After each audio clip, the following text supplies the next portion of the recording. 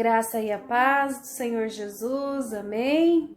Hoje nós estamos aqui para trazer um pouquinho mais sobre esse estudo bíblico que nós estamos fazendo, sobre os apóstolos, né? Hoje nós vamos falar de Simão o Zelote, o que eu posso aprender com Simão o Zelote. Estamos quase terminando, né? Encerrando esse estudo.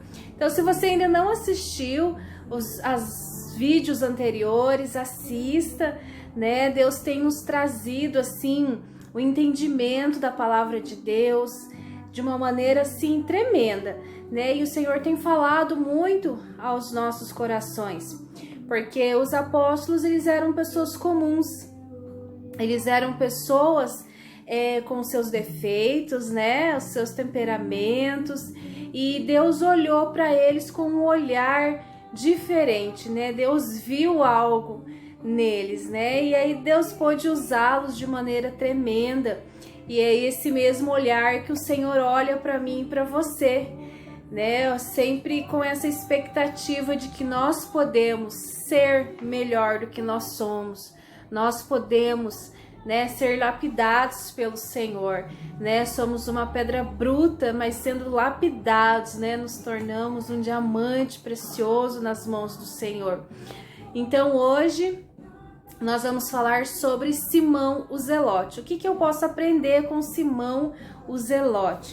Então a Bíblia, ela traz poucas informações sobre Simão, muito pouca mesmo, né? Nós temos aqui na palavra do Senhor, em Lucas, no capítulo 6, no versículo 15, o chamado de Simão. Então nós vamos ver que o Senhor chama Simão o Zelote, né? Junto com os demais que nós já falamos de Mateus, Tomé, Tiago, filho de Alfeu, e hoje Simão o Zelote.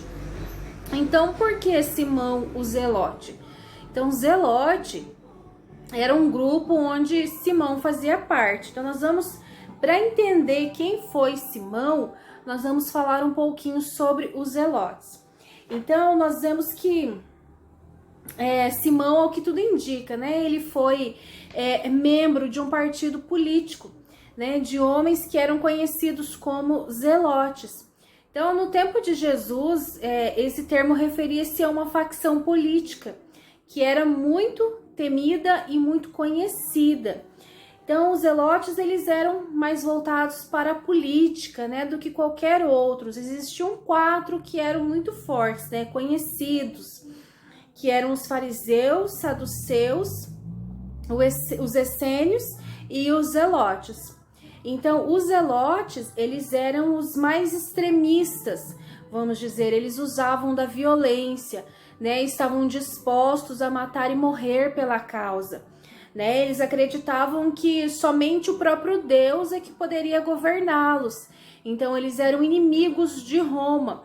Então, tudo que era relacionado a Roma, eles odiavam e tentavam, através da violência, né, colocar e impor a vontade deles, né, aquilo que eles acreditavam. Então, os historiadores, né, que fazem essas pesquisas, porque a Bíblia, ela relata pouco, né, sobre Simão, sobre os zelotes, né, sobre essas coisas, mas os historiadores, né, que pesquisam a história, né, dos povos, e então eles trazem para nós que esse grupo, eles eram extremistas, militantes, né, violentos, fora da lei. Então, assim como os fariseus interpretavam a lei, eles também, né? Só que os fariseus ainda, por questões políticas, eles eram mais maleáveis, mas os zelotes, eles eram extremos naquilo que eles acreditavam, né? Então, assim, eles queriam de todo o custo, né? Que eles acreditavam que somente Deus poderia governá-los, e todo aquele que viesse com uma ideia diferente daquilo que eles acreditavam, eles eram violentos em relação a isso, né?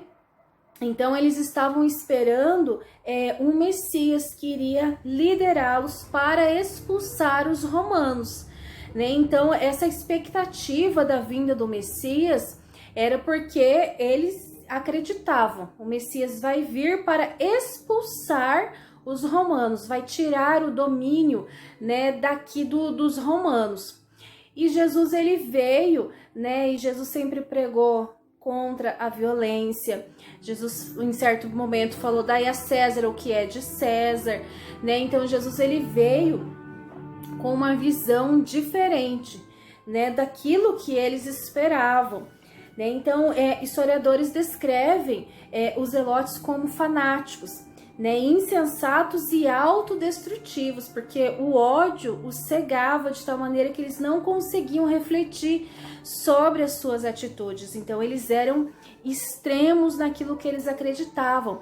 E Simão, ele tinha toda essa paixão, toda essa intensidade, né, de estar envolvido nisso, porque ele acreditava de todo o coração que esse era o único caminho, né, a maneira correta do Messias vir e reinar sobre eles, né, para livrá-los do domínio de Roma. Então, eles assassinavam os romanos, né, os soldados romanos ali, eles eram inimigos mesmo.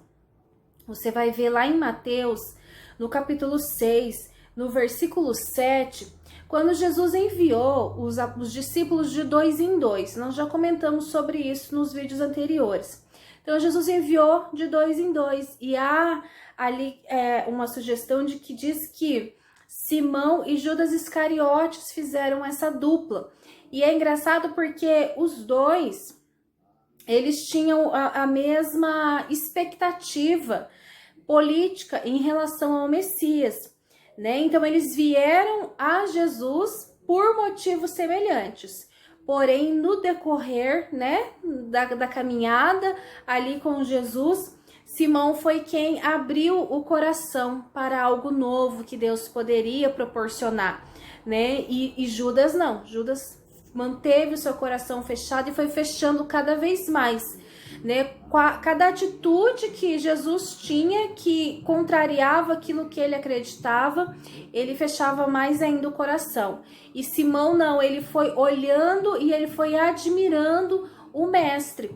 E ele foi vendo que ele poderia mudar o foco, né? Mudar a visão dele em relação às circunstâncias. Então, a gente vê que o caráter de Simão, né? Ele era um homem intenso, era um homem extremamente leal à sua causa, né? Aquilo que ele acreditava. Ele tinha muita paixão naquilo que ele fazia e ele tinha muita coragem e zelo, né? Então, aquilo que ele acreditava, ele tinha essa intensidade, né? Então, nós vemos que né, que os historiadores eles nos trazem ali que os zelotes eles eram assassinos de romanos. E como é engraçado a gente observar com essa visão um pouco mais apurada em relação, né, Jesus chamou Mateus, Jesus chamou Simão. Então, assim, Mateus, ele trabalhava para os romanos, ele tinha toda... ele era cobrador de impostos, então, de certa forma, eles eram inimigos e Jesus coloca todos eles no mesmo pacote, né? Então, isso nos traz, assim, um pouco do discernimento de quem é Jesus, né? O olhar de Jesus para nós.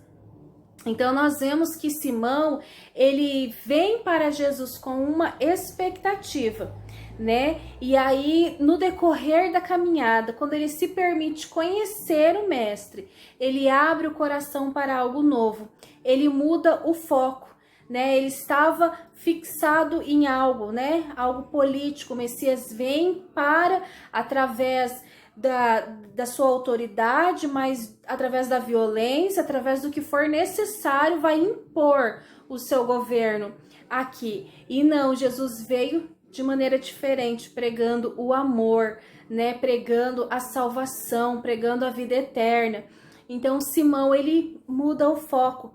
E ele, conhecendo Jesus, ele começa agora, então, a mudar a visão dele em relação ao reino, né? Ele dedica a sua vida. Esse homem que antes ele matava e morria, né? Estava disposto a matar e a morrer pela sua causa. Hoje ele está entregando a sua vida, né, disposto a morrer para pregar o evangelho, né? Então nós vemos que Simão, ele, depois da destruição ali de Jerusalém, Simão levou o evangelho para o norte, pregou nas Ilhas Britânicas. Então, os relatos indicam que ele foi morto por pregar o evangelho. Então, ele entregou a vida dele, né, para pregar o evangelho da salvação. Então, nós vemos que na nossa vida, né, para que nós possamos receber o novo de Deus, para que a nossa vida possa ter uma guinada, para que a nossa vida possa receber algo assim sobrenatural e especial da parte de Deus.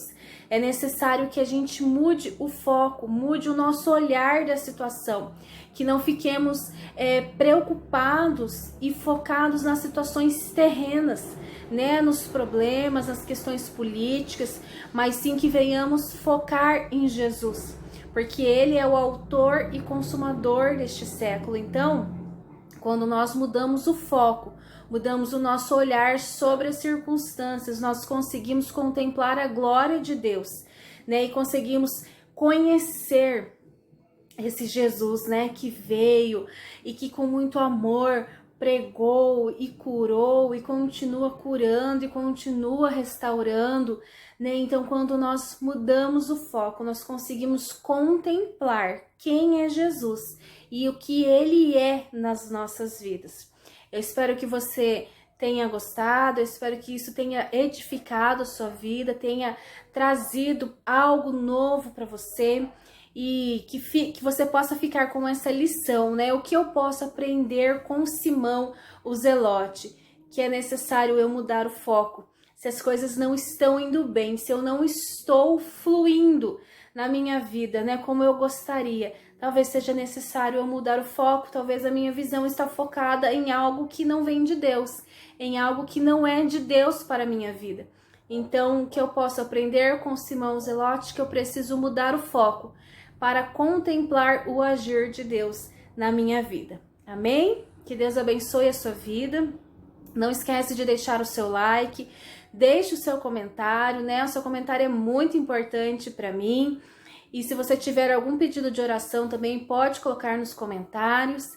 E compartilhe esse vídeo, compartilhe esse ensinamento, né? E que Deus possa falar fortemente ao teu coração no nome de Jesus. E se você não é inscrito no meu canal, se inscreva também, tá bom? Deus abençoe.